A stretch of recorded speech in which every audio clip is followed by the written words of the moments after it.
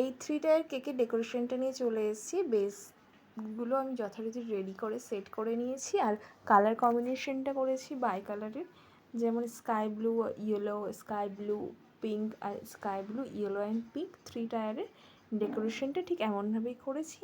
আর এখানে আমি 3টে কালারের গোলাপ ইউজ করেছি, sky blue, white rose, red rose আর হোয়াইট রোজ।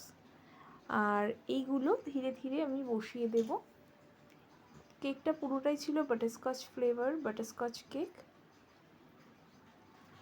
আর এই গোলাপগুলো দেখতে যেন মনে হয় রিয়েল গোলাপের মতনই, সামনে দেখে বোঝাই যাবে না এগুলো ক্রিমি গোলাপ।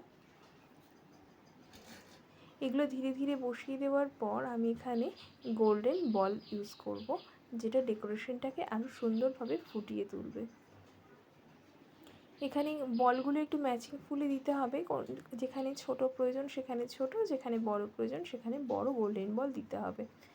দেখো এবার বেসের নিচের দিকে ফাঁকা ফাঁকা লাগছে, সেহেতু এখানে আমি কয়েকটা ডট ডট দিয়ে ডিজাইন করে দেব, আর একটা নোজেলের সাহায্যে বেসের নিচের দিকে ডিজাইন করে দেব।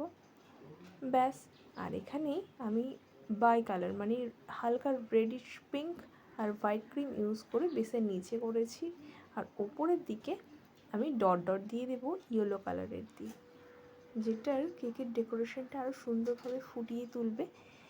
যারা কেক তৈরি করে তাদের কাছে দায়িত্ব থাকে কেকটা সুন্দর দেখানোর।